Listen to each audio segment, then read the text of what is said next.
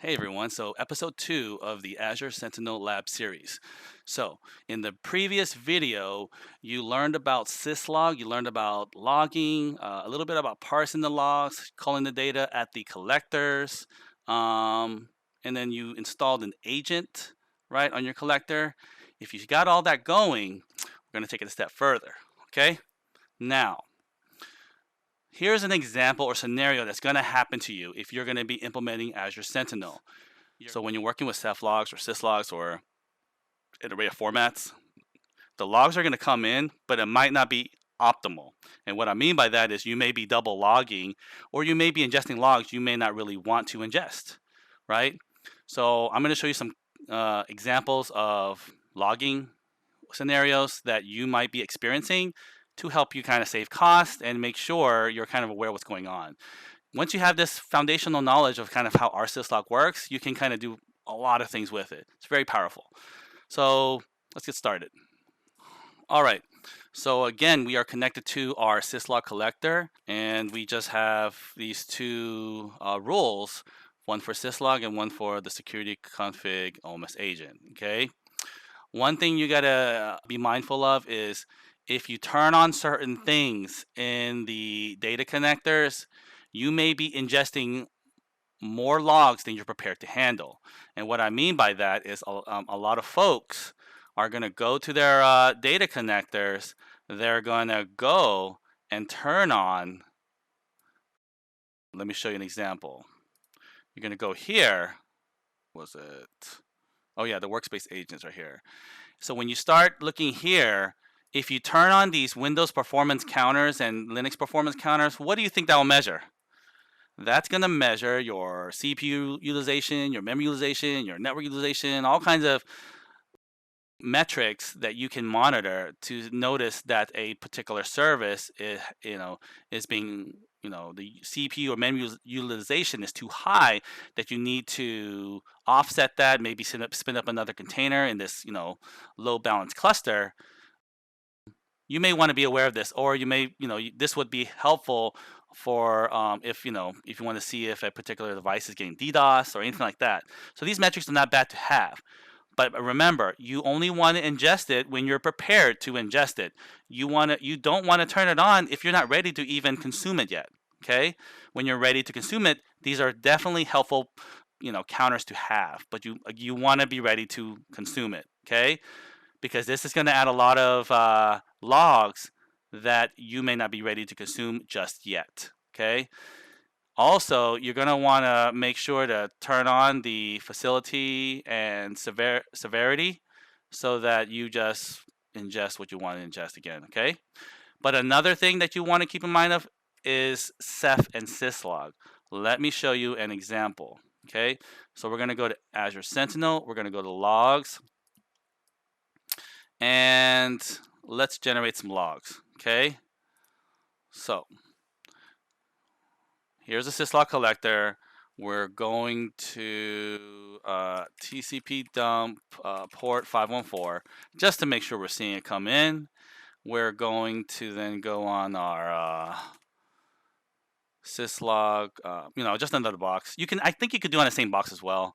So you want to do logger server 10.60.0.31. You want to go to -- port 514, and the message, let's do random message, okay? And we need to put test, right?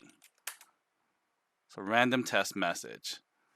Let me see, is it case sensitive? I don't really know if it's case sensitive. We'll see. All right, let's see. Time generated. And let's add another entry. We want to sort by, what do you want to sort by? Time generated. So we can see the latest entry first. And let's just filter it by project. Remember to identify the columns we want. And we want to exclude the other columns. So we do, lowercase project, time generated, and message, syslog message. Okay, hold shift, press enter. And here we go. Random test message, perfect. The message comes in, so we know it's working in. So if your message is not coming in, You're going to have to check either, is it coming in on 514? Is the TCP dump, right? Is it coming in through that TCP dump? Is the firewall rule, like make sure the message coming in, that test message coming in. And again, if you don't have it, here's my configuration. This is the configuration you need. It's this thing right here. Okay, that says that I want to look for anything with the word test and send it to this Syslog port. This will send it to Syslog to Sentinel. Okay, that's the OMS agent. Now that that works, what happens if we do something like this? Okay, we're going to do logger server 10.60.031 port 514, and we're going to do random CEF test message. Okay, think about it. All right, look at the logs, look at your configuration. What do you think will happen if you do something like this? Okay, so what do you think will happen? So the log will come in, random will come in, but Common Security Logs doesn't know how to handle it, right? So it wasn't able to parse it because you didn't provide it in the right format. It did pick it up, but it wasn't in the right format. Let's make it in the right format, okay? So we're going to do it again. Let's also restart service Rsyslog restart just to make sure I'm on the right config. Okay, so let's make sure. Let's generate a real Syslog, a real CEF log. Okay, so we'll just do a custom one. All right. So first, in order to, so you know, it needs to be a CEF. The format is going to be CEF version. Then it's going to be a vendor. I'm just doing this so I know what to reference. Product. Device version, it'll be device event class ID, the name, severity, and then the message. Okay, that will be sort of the headers for CEF, and you could put a comma to separate it. Well, no, not comma. It's a pipe. Sorry. All right, so now let's make it logger server 10.60.031 port 514. Now let's make it. We're gonna put CEF 0. We're gonna put what is the next vendor? We'll put TeachJing as the vendor. The product. Let's do security camera, and then we're going to do a version 1.0.0.0. We're going to do device event class ID is no dogs detected,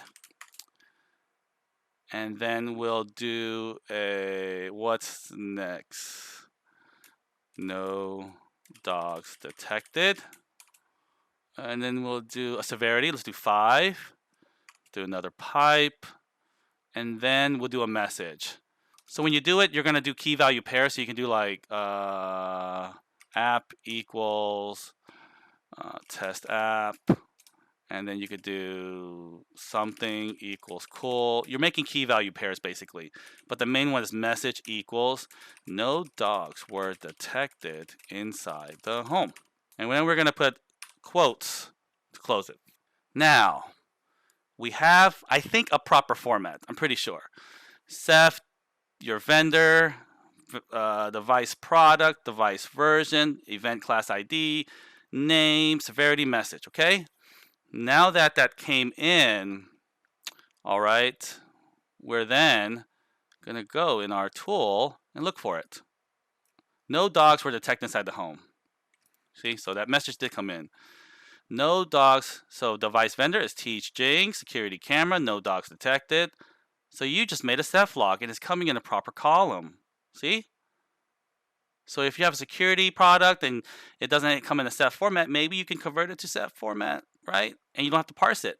It's already been normalized. Okay, already been structured.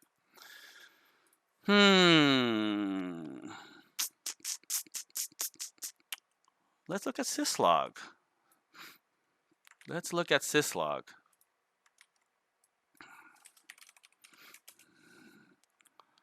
Did it come in? Yes, it did come in. 2 entries actually. 2 entries actually populated. Are you going to be paying for that? Yes, you will be paying for that. If you want to pay for that, you can pay for that. If you don't want to pay for that, you're going to have to stop it. And you might think, well, why didn't you turn it off? Well, if we set the collector to stop collecting a CEF log, it may disable other logs that you may want to do other things. So we're not going to turn it off by default. You're going to have to understand our Syslog and actually turn off the facilities and severities that you don't want to log on, that log's coming in on, to ensure that you're not double collecting, okay? So that log is going to come in a certain facility or format. If you want to find that out, you can then just find out the facility is user, severity level is notice, right? And you could change the facility to be local 0, but all these products, these logs maybe might come in a certain facility or severity, so you can turn that off. So that's one method, is you go into your data connectors, you go into Syslog, you go to your connector page, and then you go into these facilities and you turn off user notice. User notice right here. Turn these off, okay? And then you won't collect it. But you might not collect other logs coming in that facility, right? So, you might not want that. This is when you gotta decide what you want to do, how you want to handle it. If you want to call it at the collector, that's definitely an option, and we can do that. So here's another thing I didn't explain was the OMS agent and the rule are 2 different files. You can actually rank it, kind of like a firewall rule if you're familiar with firewall rules. All right, so you can actually clear the data at the collector. So what again? Here's your firewall. And it's going to be one in this end, some Syslog. Well, actually, we'll call it CEF logs, right? The CEF log comes in on port 514 to your Syslog collector. And then when it comes on that port 514, it will go through the rules. And one rule was what was it again? The 95 OMS rule, and then there was the security config OMS agent rule. So there was 2 rules, and it goes in order. It'll go first. It'll do this, and then it will do this, right? But if you can put another number higher than this, like 10 CEF. And then when it goes through this, you can have it make it so that it stops going down the list. You say stop. And if you say stop, so if it matches CEF, then you say stop, then any other rules won't trigger. So then this won't run, and then this won't run. It stops it, okay? You don't even have to turn this one off. It won't double log it. So let's do that. You go nano. Oh, actually, we need to get that rule or that entry. So let's do this. Let's go here. We're gonna highlight this and copy it. And if you have putty like I'm using, you just kind of copy it or highlight it, and it'll just put it on the clipboard. Control X to get out. ls nano 10 CEF config OMS agent.conf. Something, I don't know. We're just making something. And now if the raw message contains CEF or raw message contains ASA, we need to stop it. So we're going to put brackets. We're basically going to run multiple commands in the event it matches. And then we're going to do tab, stop, and we're going to stop it there. So what's going to happen is it's going to do this rule, it's going to send it over to CEF, but then all the other rules stop, right? You didn't have to kind of parse anything. And then what you can do is you can say if raw message contains this, do that. And you could add another rule. Say, let me show you real quick. If raw message contains puppies, right? If raw message contains puppies, then send it to CEF. Okay, you could start parsing whatever logs you want and send it to CEF. Okay, remember this is the CEF port 25226. So anything you send here is the CEF port. The Syslog port is 25254, right? And this is just what the OMS agent would listen on to kind of send it upstream. Okay. Now, let me think. We have that configured, right? And then we're going to, what do we need to do? Every time we can change the config file, we need to restart that service so it listens properly. So now it has new configurations loaded in that service. We're going to then log again. So we'll do logger, and we're going to say no dogs were detected inside the home. Test 2. See, I'm including the word test, so remember that, right? And there's also test on test app. All right, so we did that. Let's do it a few times. 3, 4. So we know it's coming in. Okay. Now we're going to go to our Sentinel logs. Okay. We're going to go to common event logs. And we need to, what do we need to do again? I think I have it over here. Common security logs, time generated, sort by time generated, and limit by 10. So the log comes in, security camera detected, no dogs detected. And here it is, test 2, test 2, test 3, test 4. So it came in the common security logs, but did it stop? Did the log stop? Let's look at Syslog. It didn't come in Syslog. See? 1232. What's the entry? Just to make sure the timestamp. 1241, right? See? So it didn't stop. So now we know logs are coming in. You're not double paying for logs that you might be just ingesting and sucking up and paying for all these logs. You can call data at the collectors and save some cost and ensure that you optimize how you're collecting those logs, right? All right. So now that you know that, and you know that how to make sort of a simple CEF log, right, to see how you can call the data. You can decide if you want to ingest it into Syslog or ingest it into CEF log or whatever you want, right? Goal is you know how this data is coming in and you know how to parse that data. The next thing we're going to do is we're going to make a rule, right?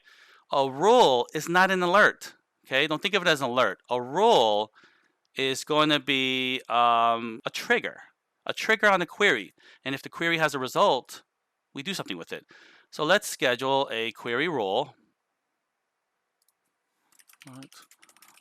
No dogs detected. So now we have a query. We need to build that query. So let's build a query that looks at that similar alert. No dogs detected. It's not on our syslog, right? Okay, so we need to look at our CEF logs. So let's look at our CEF logs. What are we looking for? No dogs was detected inside the home. So we're going to look for that message. Okay? And whatever yours is, you can do whatever you want. You don't have to do this. I'm just doing an example. And we'll just use that. Time generate. And we don't need to sort that. We also don't need to do this. We just want to do the rule where is it a mess? Yeah, it's a message where message contains this message. Okay, you guys understand that? Where message contains no dogs were detected inside the home. Okay, all right. So we're just making a simple log. If there's results, it will trigger an alert. We want to run this query we'll do it every minute. Every 5 minutes. And look up data from the last, look up data for the last maybe one day. So basically, it'll run the query every 5 minutes so you can alert on it, but it's using the data sample of the last day and the alert threshold, meaning how many times do we want how many result entries should we have before we make an alert from it. So let's just do 1, or it's greater than 0. So just 1 entry is going to trigger that alert. And we'll talk about this stuff later about suppression and things like that, but we're just going to make the alert, okay? Let's see if it has a result. See, so it has a result. So you know that the alert generated a result, and it just kind of estimates how many alerts it thinks it would have per day because of the result. But this message came in, okay? And we know it will trigger. And right here, it says, do you want to create an incident from this, right? Maybe we don't want to create an incident, right? Maybe we want to trigger a playbook to maybe look at the data, enrich the data, do some analysis prior to opening up the ServiceNow ticket. So let's, for this use case, let's make an alert, okay? And then you can actually group the alerts so that you don't get multiple alerts of the same thing, okay? So maybe for the last day, if it's in the last day, and we'll just group the alerts. We're not going to do playbooks yet, and let's create it. So we made an alert called alert no dogs detected. Okay, we scheduled it, and it's gonna run the rule, this analytics rule, and if it has a result, it triggers an incident. This may be a workflow you want. This may be a workflow you don't want. Right? We're just showing you how building your query, and then if you get a result, it'll trigger this rule that could do whatever you want, whether it's a playbook, whether it's creating an incident, okay? All right, so now that we have this and it's ran, let's see if an incident was created. Here we go. So we have incident that was created and no dogs were detected, okay? Does that make sense, guys? The alert triggered and no dogs were detected. Now that you have this sort of query that triggers an incident, you can have someone, go and I'm going to assign it to myself, and I'm going to take ownership. I'm going to apply ownership, and it's an active ticket, and it's under investigation by me, right? Jing will go look around outside. All right? You guys know that flow, right? And then from here, let's do some automation, okay? Very simple, not too crazy, right? But we're going to add some automation with it to trigger from this. So let's do something very simple. All right, guys. So let's build a logic app, okay? So how do we build a logic app? All right, well, if you don't know, then I'll show you. And let me show you a quick tip. So go here and go to all services, and then go to logic app, put your mouse over, and click on that star. If you do that, it'll show up on the panel here, and you can kind of drag it up. All right. Let's see. So let's add a logic app. We do a consumption logic app. I'm going to use the test. We'll do logic app, dog alert, playbook. Okay. And we're not going to worry about the other stuff. I'll explain those later, but we're just going to make a logic app. Click create. Okay. Once we create it, we want to go to the resource. We want to scroll over to a blank logic app, Azure Sentinel. When alert is triggered. Okay. Let's type send an email. Okay. Whatever you want to do. You could do email, and it's up to you. Teams message, whatever you want. But for this example, we'll just do an email. We'll do Office 365. We'll do send an email. And let's do the email with an approval. Okay. And then we'll do Jing at security lab. And for you, just do your own email address. So subject is who let the dogs out.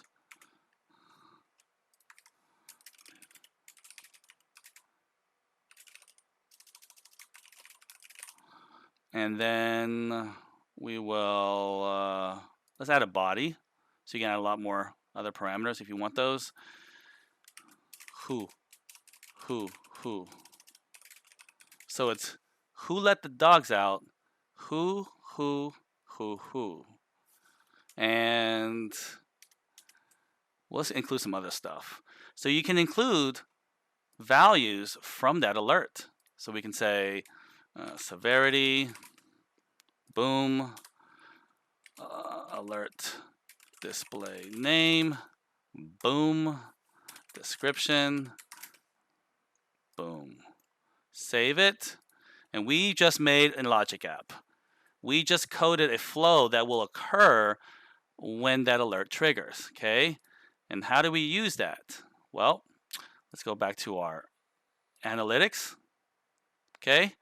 Go back to the dog alert, edit, go back to automated response that we will trigger, and there it is. So we're gonna turn that on, we're gonna review it, it's gonna validate, we're gonna save it, and it probably won't trigger because I already have it in here, but we can manually trigger it by going to view details, clicking on one of these alerts here. Yeah, and then you click on the view playbooks. Yeah, it might not have all the values though, but that's okay.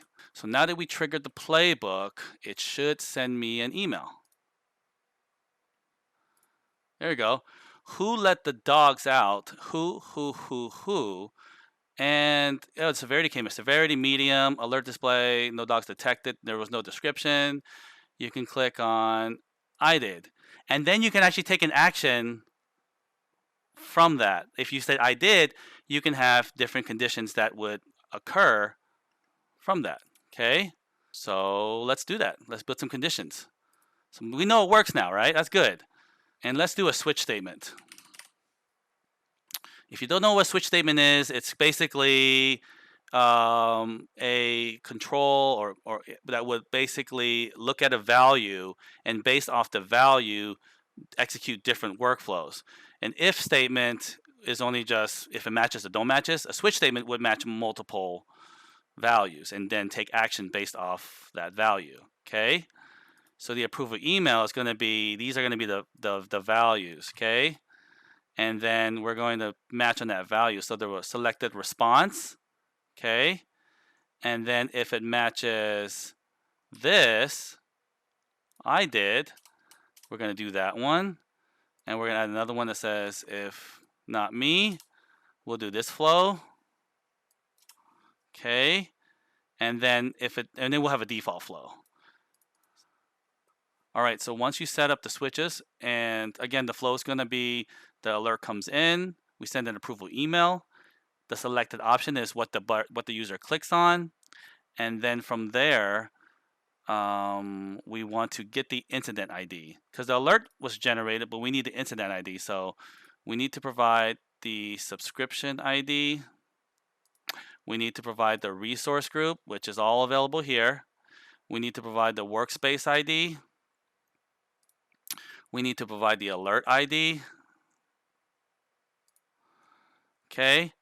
And then now that we have the incident number, we can then add a comment to the incident. See? Which is going to be the incident arm ID. And then we can say Jing did it. Okay, we'll just do another one.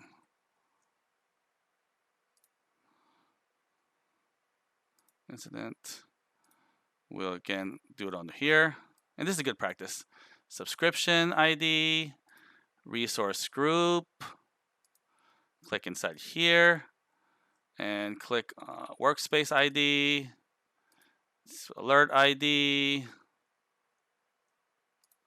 Okay, now that we have this information, right, we can then comment that incident. Jing says he did not do it. Okay. So what's going to happen? Oop, what are we missing? Oh, the ARM ID. So what's going to happen?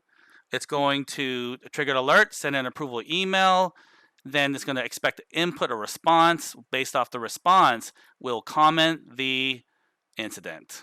Okay? You can actually even comment a ServiceNow ticket, and we'll do that in another scenario. Okay? I just want to kind of show you as simple as I can the flow. It's getting kind of complicated, I know, but it's all learning, right, guys? All right. Now that we have that, let's go back to the incident. Let's go to view the full details. Let's click on one of these alerts, right? just view the playbooks available, and we'll trigger and run this particular alert, which is gonna send an email, bada bing, bada boom. All right, let's do this one. Who let the dogs out? I did. Thank you. I don't know which one's mine. I'll just do both. Now, here, view the full detail, comments. Jing did it. See? Do you guys understand?